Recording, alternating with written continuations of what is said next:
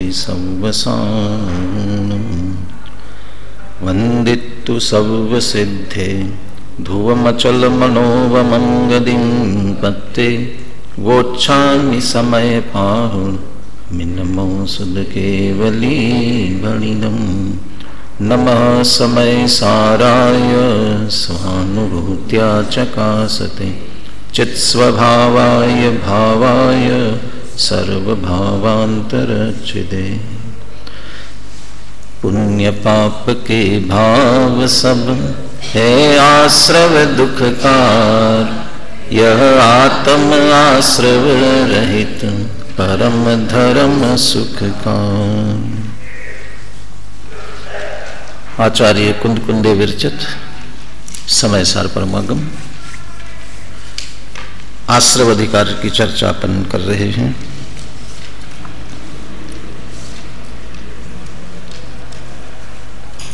कल इस अधिकार के संदर्भ में सामान्य चर्चा कर ली थी, आश्रव क्या है और समयसार में किस रूप में उसकी चर्चा दी गई है। आचार्य अमृतचंद्र आत्मख्याति टीका लिखने वाले हर अधिकार के प्रारंभ में स्वयं भी एक मंगलाचरण करते हैं। इस बेंच वाले इधर आगे आ जाओ, ये लास्ट बेंच अब खाली छोड़ना, यहाँ आगे आ जाओ। उनके मंगलाचरण की विशेषता हर अधिकार यद्यपि तत्व के नाम वाला है, 7 तत्व में से जो नाम दिया गया है अधिकार का, अभी कौन सा अधिकार है? आश्रव अधिकार। हर अधिकार के प्रारंभ में वे उस ज्ञान को नमस्कार करते हैं जो उस संबंधी अज्ञान को दूर करके यथार्थ वस्तु स्थिति जान लेता है। और यदि समयसार को नाटक के रूप में लिखा हुआ है, यदि यहीं की भाषा में बात करें तो जो स्वांग धारण करके आया हुआ है, कल अधिकार के प्रारंभ में पहला वाक्य पढ़ा था ना, क्या था पहला वाक्य? पहला वाक्य क्या है टीका का? मूल ग्रंथ लेकर के बैठना, अकेले अनुशीलन नहीं, अनुशीलन भी रखना, मूल ग्रंथ भी रखना। संस्कृत टीका से पढ़ेंगे इसलिए मूल ग्रंथ भी रखना। क्या था पहला वाक्य? आश्रव ने प्रवेश किया ना, किसने प्रवेश किया? जीव ने आश्रव के भेष में प्रवेश किया।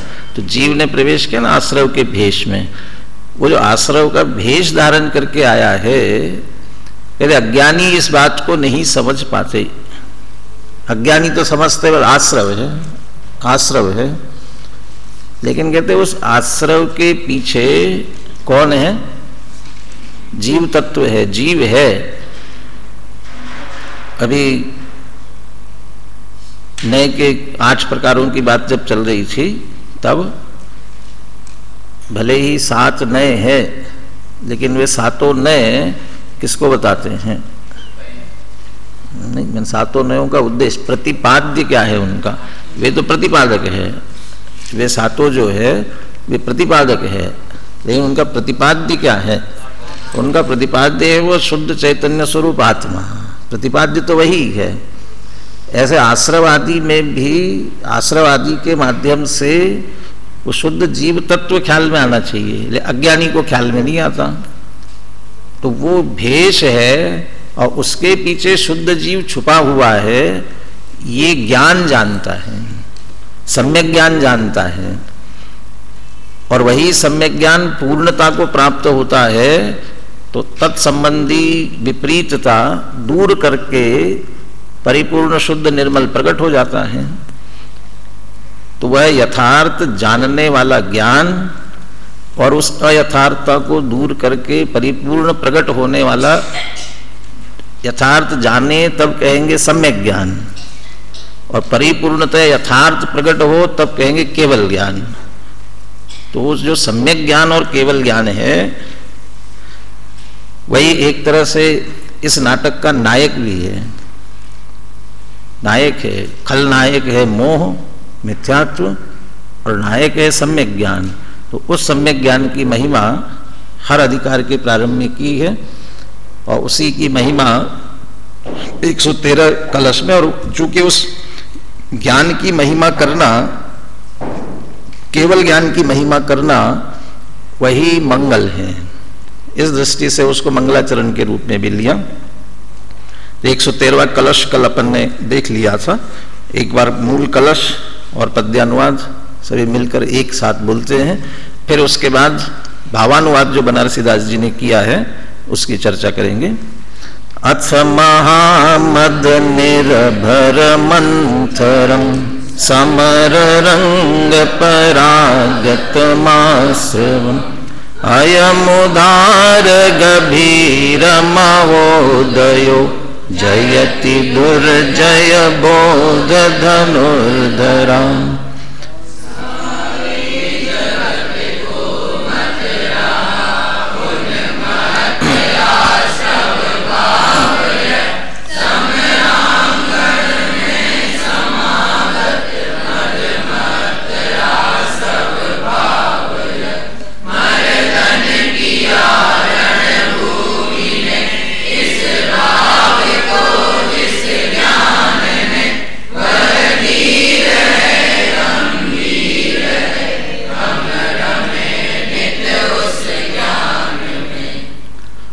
आश्रवम परागतम, आश्रव को पराजित किया। कौन से आश्रव को? महामद निर्भर मंथरम, जो बहुत मद से निर्भर भरा हुआ और उसी कारण से मंथर मदोन्मत्त हो गया था।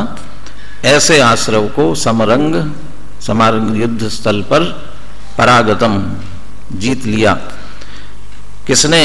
दुर्जय बोध धनुर्धरा, बोध धनुर्धर ज्ञान रूपी धनुर्धर ने, योद्धा ने, ज्ञान ने उसे जीत लिया।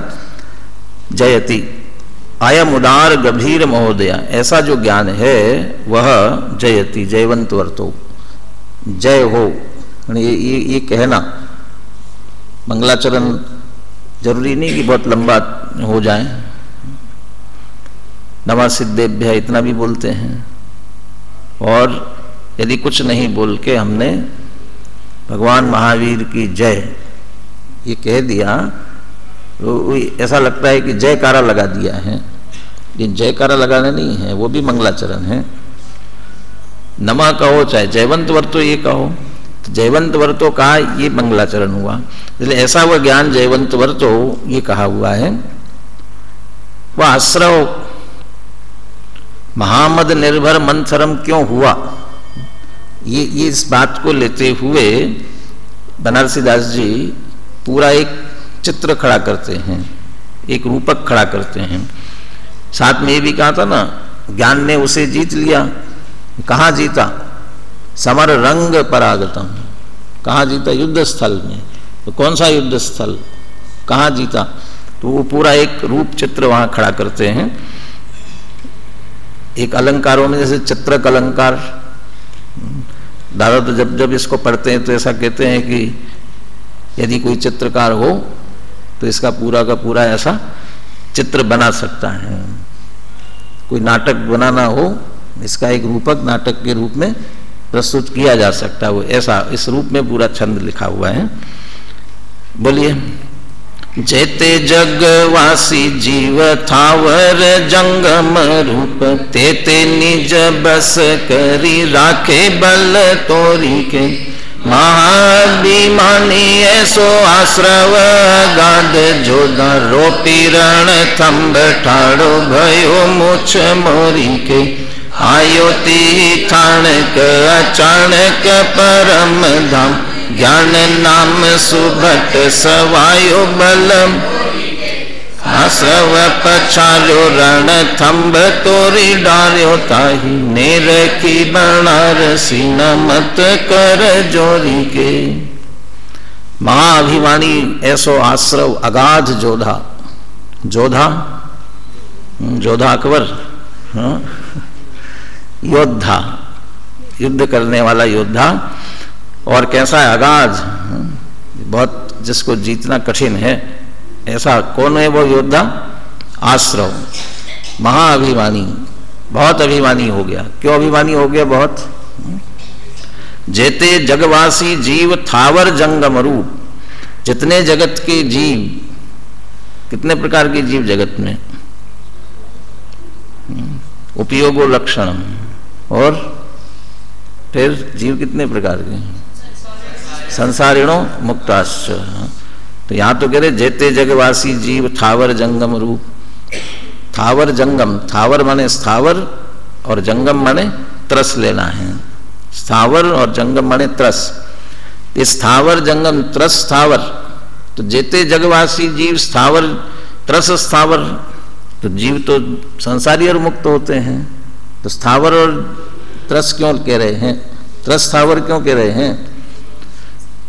क्योंकि यहां जगवासी संसारी जीवों की बात है। तो मुक्त जीव संसार में नहीं रहते हैं। कहाँ रहते हैं? संसारी नहीं है। संसार में यदि विश्व कहा जाए, संसार क्षेत्र की अपेक्षा से उस दृष्टि से संसार में ही रहते हैं। लोक में ही रहते हैं वे भी, लेकिन लोक कहने से संसार नहीं। तो जगवासी का मतलब संसारी जीवों की मुख्यता से बात है। तो उसमें फिर संसारी नो त्रस स्थावर, संसारी जीव त्रस और स्थावर। तो वे जो संसारी जीव है त्रस और स्थावर, तेते निज बस करी राखे बल तोरी के। उनको जिसने अपने बस में कर रखा है। क्यों बस में कर रखा? कैसे करके रखा है? बल तोरी के, उनका बल तोड़ करके। पहले जमाने में जितने भी ये जमींदार जागीरदार जो सब होते थे ना, वो किसी को भी अपने से ऊंचा उठने नहीं देते थे। उत्तम मार्ग धर्म में बहुत विस्तार से लिखा हुआ है। वो मान कषाय वाले सभी वो अपने से ऊंचा नहीं होने देते थे। तो सबको नीचे अपने दबा के रखते थे। तो दबाने के लिए जो करना पड़े, साम दाम दंड भेद बल तोड़ी के, हर तरह से धन संपत्ति का बल हो तो धन संपत्ति वैभव किसी न किसी बहाने से जब्त कर ले। यदि शारीरिक बल हो तो भी उसको मारपीट करके दबा करके रखे। कोई बहुत ज़्यादा दिमागदार भी हो तो भी मैं उसको भी हर तरीके से हर एक का बल तोड़ करके उसको अपने अधीन करके रखते थे। किसी को सिर ऊंचा उठाने नहीं देते थे। ऐसे इस आश्रव ने भी सारे जगत के जीवों का बल तोड़ के रखा है। ये कौन सा बल? जीव का अपना बल कौन सा? वीर्य है ना, वीर्य, ज्ञान दर्शन चारित्र वीर्य। तो वीर्य है वो बल, सामर्थ्य। क्या है वीर्य? वीर्य का स्वरूप क्या दिया? टोडरमल जी ने दिया पहले अध्याय या दूसरे अध्याय में। वीर्य का बल माने वीर्य का कार्य बताया क्या है? रुचि कार्य उसका क्या है? और आगे मैंने कहाँ है देखना, उसमें ये वाक्य है कि नहीं देखना। दीक्षा धारण करने का सामर्थ्य, ये इसको लिखा। और दीक्षा धारण करने का सामर्थ्य नहीं होना, ये माने वीर्य का दीक्षा धारण कर सके ये सामर्थ्य, वो न होने दे अंतराय कर्म। अंतराय कर्म जो है वो पहले या दूसरे कहीं है, अंतराय के उसमें होगा कहीं ना कहीं। ये है निश्चित रूप से। दीक्षा धारण करने का सामर्थ्य न होने दे। भाई दीक्षा धारण करना प्रव्रज्जा। तो दीक्षा माने क्या है? नग्न दिगंबर हो जाना। मुनि धर्म अंगीकार करना। और मुनि धर्म अंगीकार करने का मतलब शुद्धोपयोग रूप मुनि धर्म। वो स्थिति वह प्रकट करे, अर्थात शुद्धोपयोग को प्रकट कर सके, ऐसी सामर्थ्य, ऐसा वीर्य प्रत्येक जीव में है। उस वीर्य को, उस सामर्थ्य को प्रकट नहीं होने देता वो अंतराय है। वो कर्म के निमित्त की अपेक्षा से बात करें तो प्रत्येक जीव में, अभी प्रवचन सार गाथाएं चल रही थी ना, वो 200 गाथा के आसपास, उसकी टीका में अमृतचंद्र आचार्य ने क्या लिखा, मैं यह मोक्षाधिकारी, मैं यह मोक्षाधिकारी। तो प्रत्येक जीव कैसा है, मोक्ष का अधिकारी है ना। जैसे इधर स्वतंत्रता के लिए कहते हैं, स्वतंत्रता हमारा जन्म सिद्ध अधिकार है और हम उसे लेकर रहेंगे। किसने कहा था? और कब कहा था?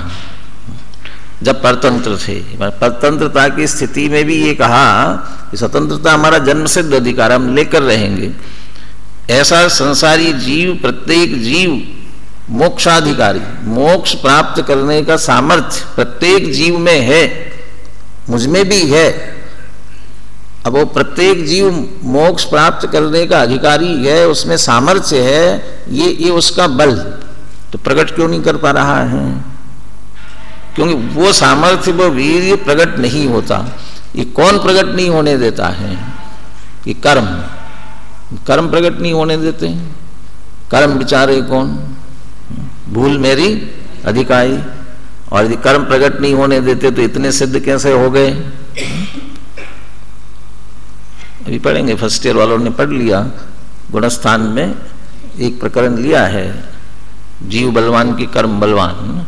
वर्णा जी ने तो पूरी पुस्तक ही लिखी, जीव जीता कर्म हारा। अब उसका शीर्षक बदल रहे हैं, जीव जागा कर्म भागा। वो जीतने पराजित करने की क्या बात करना है, बस जीव तो जागृत हो गया तो कर्म भाग गया। कर्मों ने नहीं किया। अभी ये जो 164-65 गाथा आएगी ना, उसमें बताएंगे आश्रव का निमित्त कौन है, आश्रव का कारण कौन है, असली आश्रव कौन है, ये बताएंगे।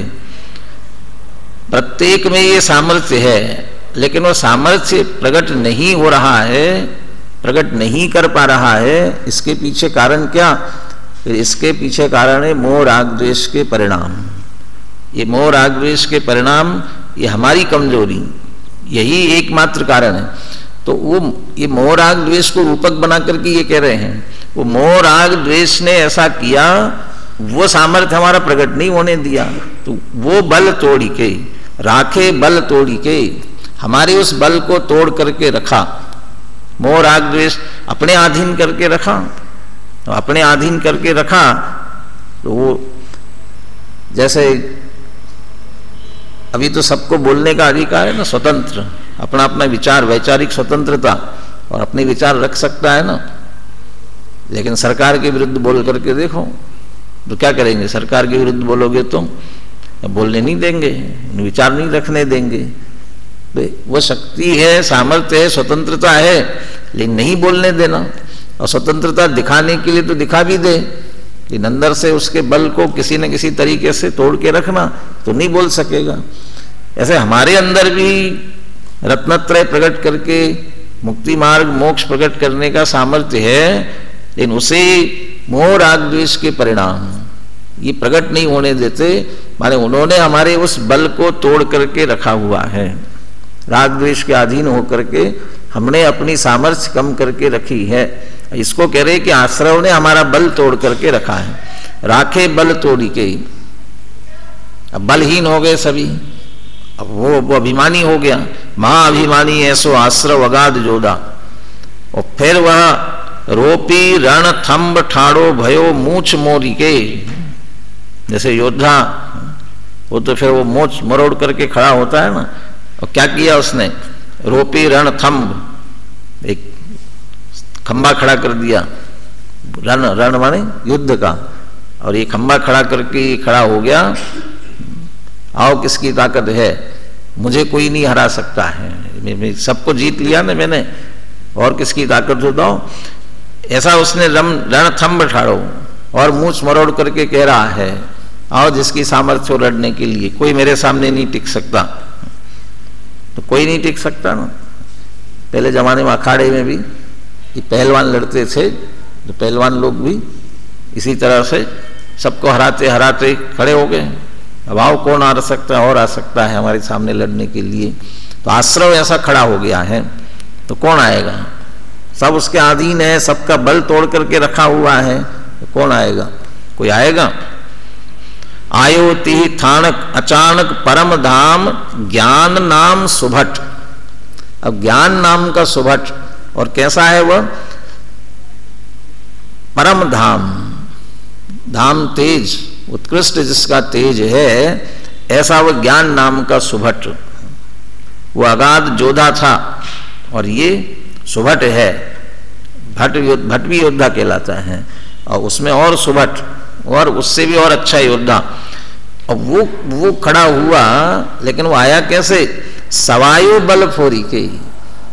वो जितना बल था, जितने जितने बल को परास्त करता जा रहा था ना, वो उससे कितना बल लेकर के आया ये सब आया। क्यों सवाया? क्यों? कम हो तो हार जाएगा, अब बराबरी का होगा तो भी जीतेगा थोड़ी, वो तो बराबरी पे रहेगा, तो जीतेगा कौन? उसे सवाया होना चाहिए। तो ज्ञान सवाया बल लेकर के आया, और सवाया बल लेकर के आया। आयोति ही थानक, उसी स्थान पर अचानक परम धाम ज्ञान नाम सुबट सवायु बल पोरी के। और उसने आकर के क्या किया? आश्रव पछाड़ो रण थंब तोरी डालो। उसने आकर के आश्रव को पछाड़ दिया, और आश्रव को पछाड़ा तो उसने तो अपना झंडा गाड़ रखा था ना, तो उसको तोड़ डाला, हटा दिया। इसलिए अब किसकी विजय हो गई? इसलिए परागतम, उसने आश्रवम पराग, आश्रव को किसने? बोध धनुर्धरा, ज्ञान, इसलिए ज्ञान रूपी सुबट। निरखी बनारसी नमत कर जोरी के। जब वह विजयी हो गया, ऐसा वह ज्ञान, उसे देख करके बनारसीदास क्या करते हैं? नमत कर जोरी के, हाथ जोड़ करके नमस्कार करते हैं। कौन सा युद्ध स्थल है जिसमें आश्रव खड़ा हुआ है? कौन सा है? कौन कौन सा? वो हल्दी घाटी का, ये कौन सा? और पानीपत का कहाँ है? कुरुक्षेत्र कहाँ है? हरेक के अंदर एक युद्ध स्थल, और उस युद्ध स्थल में आश्रव खड़ा हुआ है। और वो आश्रव अपने ही, हमारे ही इस युद्ध स्थल पर हमारे ही आत्मा का बल निर्बल करते हुए, उस पर अपना अधिकार जमाते हुए, इस अनंत ज्ञान दर्शन चैतन्य वाले आत्मा को रागी द्वेषी बना करके रखा हुआ है, मोही रागी द्वेषी बना करके रखा है। ये उसका बल अधिक हुआ, और अपना बल उसने कमजोर करके रखा हुआ है। तो कभी विजय मिलेगी कि नहीं मिलेगी? यही इसी स्थान पर अपने अंदर में ही जब वो सम्यक ज्ञान आएगा, और सम्यक ज्ञान प्रकट होकर के भेद विज्ञान के माध्यम से आश्रव और आत्मा को भिन्न भिन्न जान लेगा। और जैसे ही आत्मा और आश्रव को भिन्न भिन्न जानेगा, अब मैं आत्मा हूं ये ख्याल में आने पर आत्मा का लक्ष्य करेगा, आत्मा की तरफ ध्यान देगा, तो आत्मा का बल बढ़ने लगेगा। सम्यक दर्शन ज्ञान चारित्र, आत्मा का अपना बल बढ़ने लगेगा, तो आत्मा का अपना बल बढ़ने लगेगा तो उसका बल घटेगा।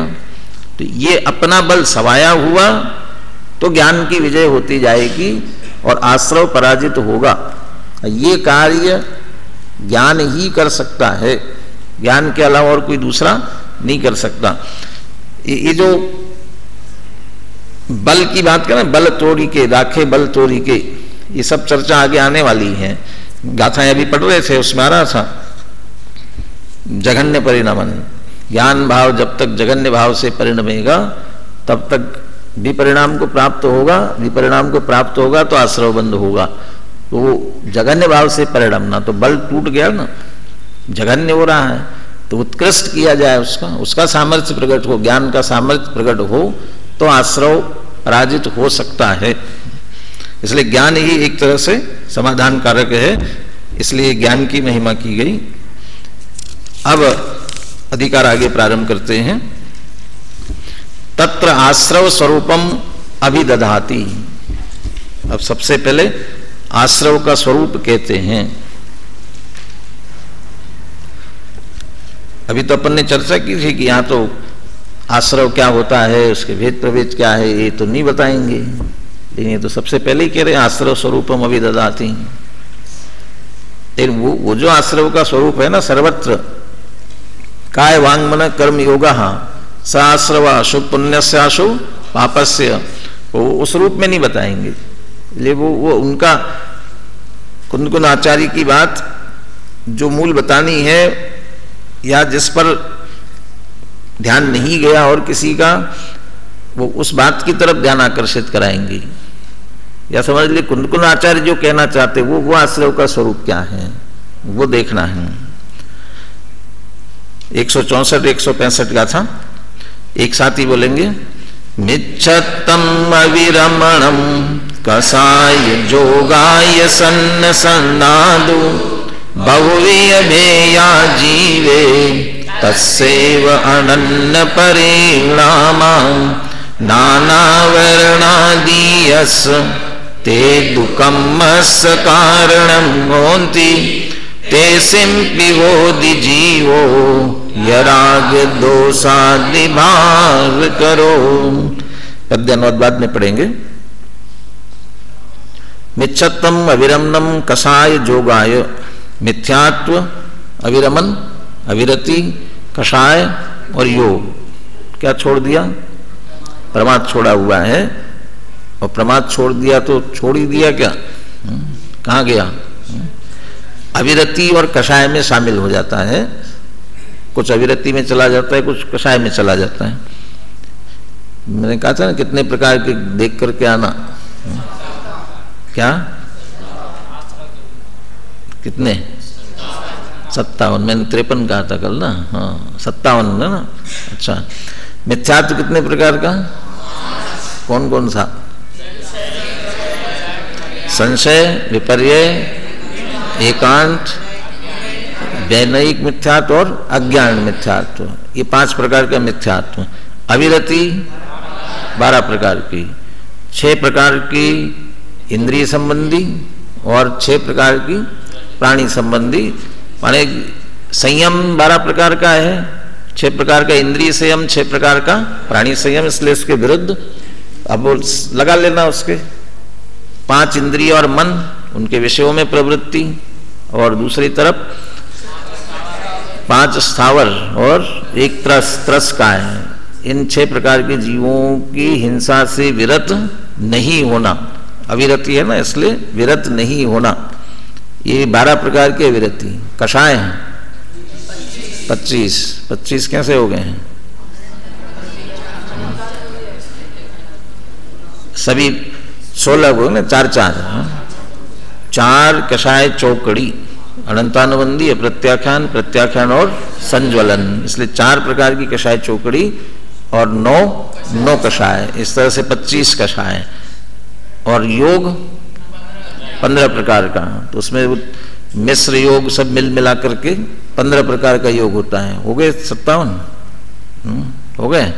5 12 और 5 17 और 25 42 और योग के 15 57 हो गए। पर प्रमाद को नहीं लिया उसमें भी, 57 में प्रमाद भी नहीं लिया उसमें भी। मैं तत्वार्थ सूत्र में फिर प्रमाद लिया ना, तत्वार्थ सूत्र में ही प्रमाद को शामिल किया।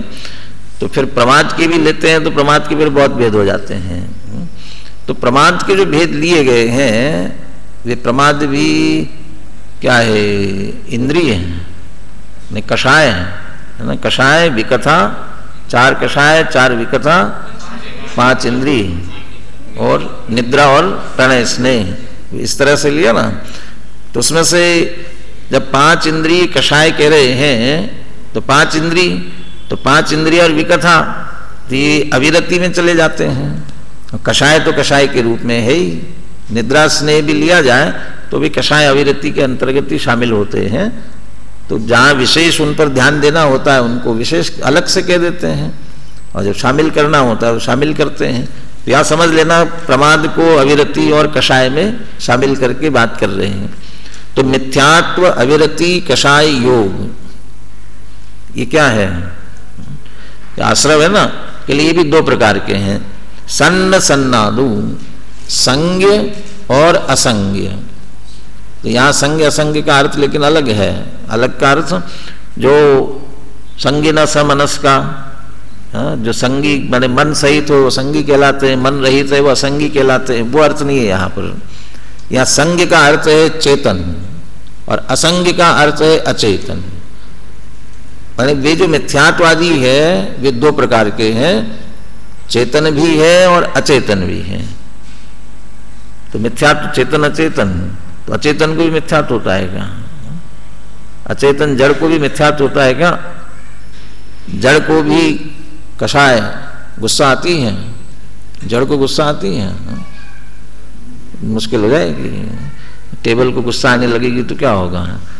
कभी गलती से टेबल पटको और टेबल को गुस्सा आ जाए फिर, और चलते चलते जमीन पर जोर से पैर पटकते हुए जा रहे हो, जमीन को गुस्सा आ जाए तो लोग तो कहते भी कभी कभी पृथ्वी भी गुस्से में आ जाती है तो भूकंप हो जाता है, ज्वालामुखी फट पड़ती है, तो आता है ना गुस्सा उसको भी। ये उसकी बात नहीं कर रहे हैं। तो कहाँ है फिर उसमें? तो जो कर्मों में है, कर्म में, जड़ कर्मों में भी मिथ्यात्वादी है। मोहनी कर्म के दर्शन मोहनी, चारित्र मोहनी, तो दर्शन मोहनी में ये मिथ्यात्व नाम का कर्म। ऐसे ही अविरति, विरति न होने दे, ऐसा जो कर्म पड़ा हुआ है, कषाय, क्रोधादि चारित्र मोहनी में सब भेद पड़े हुए हैं, तो वे सभी अचेतन आश्रव कहलाएंगे। जड़ कर्म रूप जो है वे अचेतन कहलाएंगे। और संग कौन है? ये नीचे की पंक्ति में बता रहे, बहुवीय भेया जीवे तस्सेव अनन्य परिणामा। और जीव में बहुत प्रकार के भेद से होने वाला, ये तो चार बता दिए, लेकिन चार ही नहीं है। मिथ्यात्व के भी 5 भेद किए ना, वो 5 ही नहीं है। उसमें एकांत ही लिया जाए ना तो विपरीत मत भी कितने होते हुए, एकांत भी 363 मत कहलाते हैं। 363 मत प्रकार के प्रवर्तन, तो 363 मत तो वे भी मुख्यता से हैं। जैसे एक बात कही जाती है ना, मुंडे मुंडे मतिर भिन्ना, हरेक मुंडे, हरेक मस्तिष्क की मति अलग अलग तरह की, तो हरेक का मिथ्यात्व भी अलग अलग तरह का, हरेक की मान्यता अलग अलग तरह की। एकांत वैनयिक आदि होते हुए भी, और वैनयिक मिथ्यात्व में विचार करो, किसका भी नहीं कर रहा है, किस किस को भगवान मान करके पूछता है, और जिस जिसको मान रहा है उतने प्रकार का वैनयिक मिथ्यात्व, इसलिए हर एक प्रकार का। तो इसलिए है तो बहुत प्रकार के, जैसे गुणस्थानों के लिए भी कहा जाता है, गुणस्थान कितने प्रकार के? 14 प्रकार के। तो जीव के भाव 14 प्रकार के होते हैं, होते तो अनंत प्रकार के हैं, लेकिन उन सबको एक विशिष्ट कैटेगरी करते हुए 14 में विभाजित किया। ऐसे ही उन भावों को लेते हुए है तो बहुवीय भेया, बहुत प्रकार के असंख्यात लोक प्रमाण विकारी भाव कहे जाते हैं। असंख्यात लोक प्रमाण, वो असंख्यात लोक प्रमाण भी उसमें यदि और बारीकी में चले जाओ तो अनंत प्रकार भी कह सकते हो। वो लेशाओं की दृष्टि से वो बहुवीय भेया, लेकिन ये सब होते जीव ही। तो जीव में होने वाले मिथ्यात्वादी जो परिणाम रूप है वो तस्सेव अनन्य परिणाम, वो जीव के ही अनन्य परिणाम है। वे कहलाएंगे संज्ञाश्रव, चेतनाश्रव, चिदाश्रव। और जो मिथ्यात्वादी कर्म, जड़ कर्म में है मिथ्यात्वादी, वे कहलाएंगे असंग, अचेतनाश्रव। नाना वर्णादीयस तेदु कम्मस्य कारणम होन्ति। ये जो मिथ्यात्वादी कर्म कहे गए, अब इसमें थोड़ा सा अभी गाथा में स्पष्ट नहीं होगा, वो टीका में स्पष्ट हो जाएगी बात। ज्ञानावरणादि के कर्म के वे कारण होते, नाना वर्णादीयस्य कम्मस्य ते कारणम होन्ति। वे कारण होते, कौन होते हैं? ज्ञानावरणादि कर्म के कारण कौन होते हैं? कौन होते हैं? मिथ्यात्वादी। कौन से मिथ्या? 2 प्रकार के हैं ना ऊपर, तो कौन से होते हैं? चेतन मिथ्यात्वादी ना, तो ऐसा नहीं है। ये टीका में कहेंगे। ये कहते हैं कि वे जो अचेतन मिथ्यात्वादी है ना, वे ज्ञानावरणादि के आश्रय के कारण होते हैं। जड़ मिथ्यात्वादी है, अचेतन मिथ्यात्वादी है, वे ज्ञानावरणादि कर्मों के कारण बनते हैं। वे कैसे बनेंगे? वे तो जड़ है, वे कैसे बनेंगे? वे उदय में आते हैं, जीव के विकारी भाव कराते हैं, लेकिन वो उदय में आकर के जीव के विकारी भाव करावे, मान तत्संबंधी विकारी भाव भी हो ना, वो तब भी जीव नहीं होगा, कर्म आश्रव नहीं होगा तब भी। फिर कब होगा? वो नीचे की पंक्ति में, तेसिम्पि होदि जीवोय राग दोषादि भाव करो। वे उदय भी आश्रव के लिए कारण कब बनेंगे? उदय तो आया, वो जड़ कर्म का उदय आ रहा है। पहली पंक्ति में तो ये कह रहे हैं कि ज्ञानावरणादि कर्म का कारण वह जड़ मिथ्यात्वादि जो है वो है, कर्म रूप है ना जो, वो उसका उदय वो नए कर्म का कारण है, नए कर्म के आश्रव का कारण है। लेकिन वो भी कारण कब बनेगा? जब जीवोय राग दोषादि भाव करो। जीव जब राग द्वेषादि भाव करने वाला होता है तब वे उदय रूप जो जड़ है तब वे कारण बनते हैं। माने वे कारण बन रहे हैं, उनके कारण का कारण जीव का राग द्वेषादि भाव करना है। माने अकेला उदय कारण नहीं बनेगा। उदय आने पर भी ये भाव, उसमें निश्चय स्तुति वाले प्रकरण में 32-33 गाथा में मोह को जीतने का उपाय भी कहा ना, फल देने के सामर्थ्य से मोह कर्म का उदय होने पर भी बलात् उससे उपयोग हटा करके जो अपने ज्ञान स्वभाव में स्थित होता है, तो वो ज्ञान स्वभाव में स्थित होता है, तो भावक मोह कर्म का उदय आया था वह उस रूप परिणमित होने वाला हमारा आत्मा भाव्य, लेकिन ज्ञान ने खड़ा होकर के उस भावक का तिरस्कार करते हुए हठ पूर्वक बलात् लिखा उसमें, बलात् उस उदय का तिरस्कार करते हुए ज्ञान अपने ज्ञान की महिमा भी की वहां विस्तार से, ऐसे ज्ञान स्वभाव में स्थित होता है तो अपने भाव्य रूप आत्मा को भावक से भिन्न कर लेता है। तो पहले तो भिन्न कर लिया, तो भिन्न कर लिया ये जीतना हुआ, इसलिए जित मोह हुआ, और पुनः उस मोह कर्म को समूल नष्ट कर देता है, वो फिर क्षीण मोह होता है, वो पूरी तरह से क्षीण मोह हो गया। मैंने वो भेद विज्ञान करना, ज्ञान भेद विज्ञान कर लिया तो ठीक है, और भेद विज्ञान नहीं कर पाया, यदि भेद विज्ञान कर लिया तो उदय में आने के बाद भी वो विकार नहीं करा सकेगा। ये सारी चर्चा अब आगे आएगी विस्तार से। उदय में आने पर भी विकार नहीं करा सकेगा, बिना फल दिए निर्जरित हो जाएगा, और इसीलिए कहा कि ज्ञानी निराश्रव है, उसी अपेक्षा से बात करेंगे।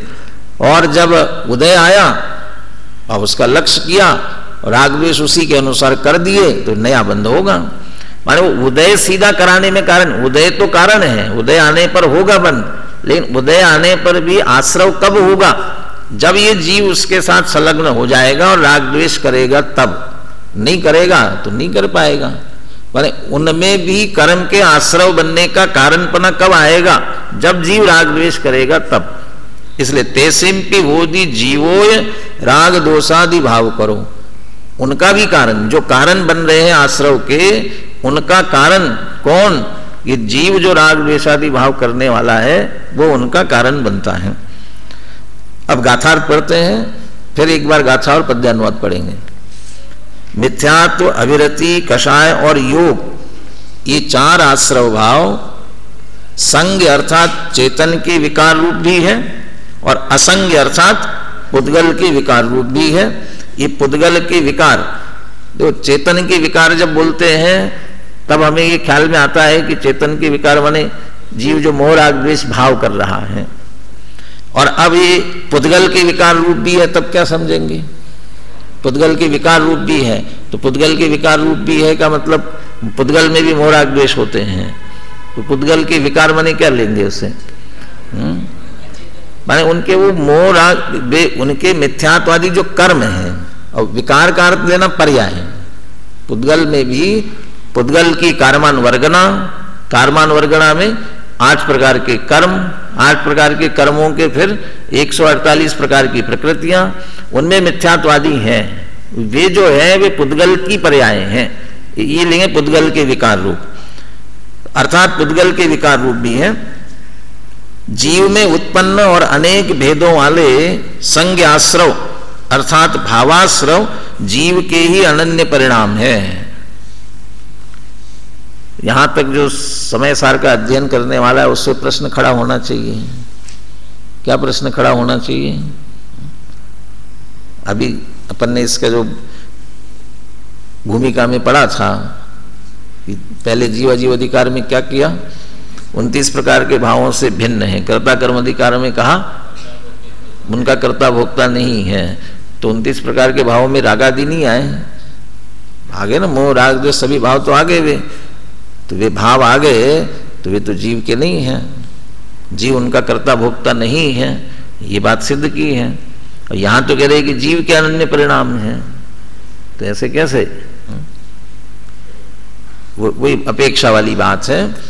वहां उनसे भेद विज्ञान की मुख्यता थी और यहां अभी वास्तव यहां भी भेद विज्ञान ही कराना है, लेकिन वो मेरे परिणाम ही नहीं है ऐसा मान करके स्वच्छंद हो जाए तो फिर उनके अभाव का उपाय कैसे करेगा? इसलिए कह रहे नहीं वो जीव के परिणाम है, तो यहां उसको जीव का परिणाम कहेंगे। तो जीव के परिणाम है तो जीव के रहेंगे ना, फिर तो उनका अभाव कैसे कर सकेंगे? वो फिर वो कर्ता कर्म अधिकार में जैसे 3 भाव लिए, वो संयोग संबंध ही है। अनन्य कहते हुए भी संयोग है, और यदि अनन्य भी कहा, तादात्म्य भी कहा, प्रवचन सार में भी चर्चा आई थी। तत्काले तम मयत्ति परिणतम, जब जीव जिस भाव से परिणमित होता है तत्काले उस समय उस भाव रूप कहा जाता है। तो वो विकारी भाव रूप भी हो रहा हो, अनन्य भी हो रहा हो, तादात्म्य संबंध भी कहा जाए तो क्षणिक तादात्म्य है, विकार के साथ क्षणिक तादात्म्य है। तो उस समय तो उस रूप परिणमित हो रहा है, जीव के परिणाम है। इस रूप में उसे लेना।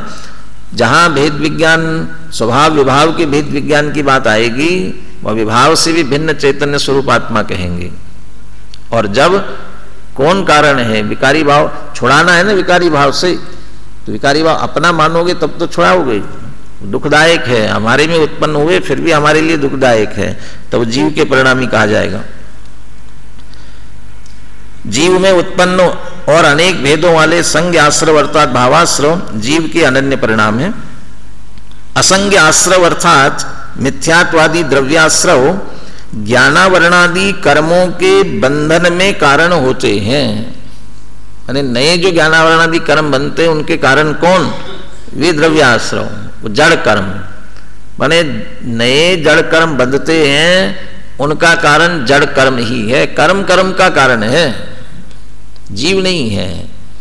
कर्ता कर्म अधिकार में भी ये अपेक्षा ली, वो कर्म बंधन करे तो करे, जीव उनका कर्ता नहीं। वो गुणस्थान भी लिया, उसमें गुणस्थान आदि इन्हीं प्रत्ययों को लिया। और ये प्रत्यय जड़ अचेतन है, वे कर्म के कर्ता हो तो जीव तो उनका कर्ता नहीं है। तो फिर जीव कैसे आ गया बीच में?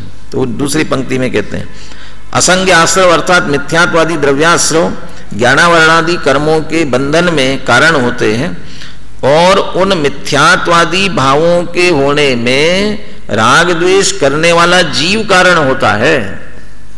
मिथ्यात्वादी भाव होंगे कब? अकेला उदय आ गया इसलिए मिथ्यात्वादी भाव हुए, ऐसा नहीं।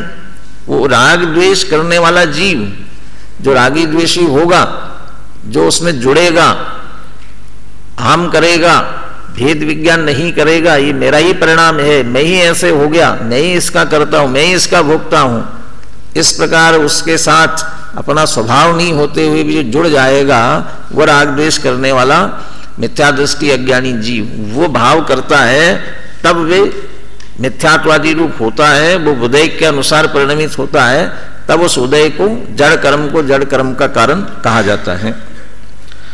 अब बोलिए गाथा और पद्यानुवाद बोलिए।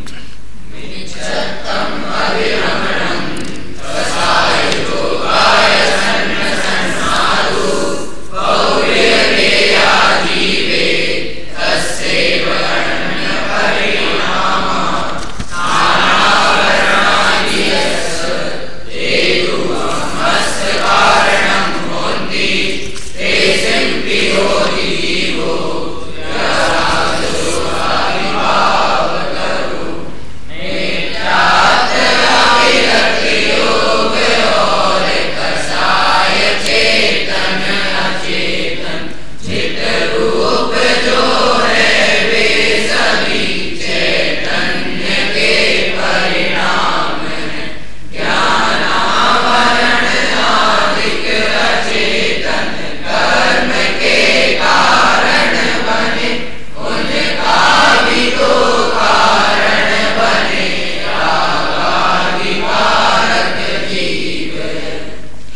ये अंतिम बात कह करके ये होता है ना, बाजी जिसके हाथ में होती है वो जीतता है। तो बाजी किसके हाथ में रखी? कर्म का उदय आता है और नया कर्म। पहले तो ये कहा जो ज्ञानावरण आदि कर्म आश्रव हो रहा है उसका कारण कौन? वो पुराना द्रव्य आश्रव मिथ्यात्वादि कर्म। अभी ये चर्चा कल करेंगे अपन। कर्म कोई कर्म का कारण कहा ना, तो कर्म का कारण तो वही कारण हुआ। तो कौन सा कर्म का कारण? कर्ता कर्म अधिकार में प्रश्न उठा, इतरेतर आश्रय दोष आएगा, अनवस्था दोष आएगा, वो उसकी चर्चा कल करेंगे।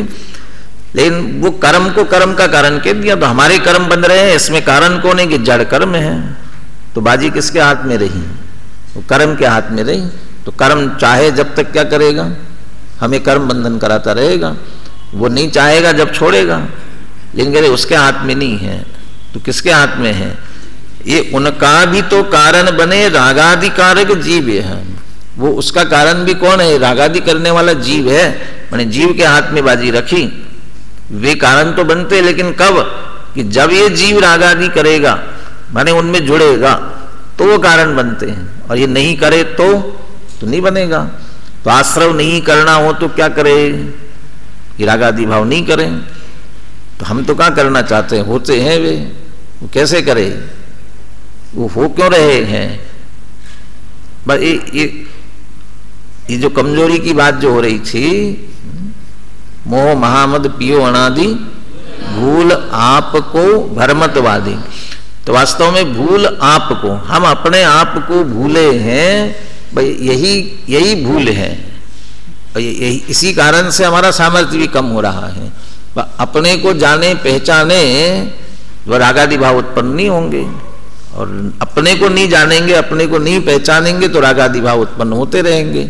फिर कर्म के हाथ में बाजी रहेगी। तो रागादि भाव होते रहेंगे। माने जीव रागादि करेगा तो आश्रव होगा, जीव नहीं करे तो नहीं होगा। नहीं करने का उपाय है हम अपने को जाने पहचाने, तो सहज ही रागादि उत्पन्न नहीं होंगे, तो नया आश्रव भी नहीं होगा। इस तरह से हम निराश्रव हो, इसी मंगल भावना के साथ।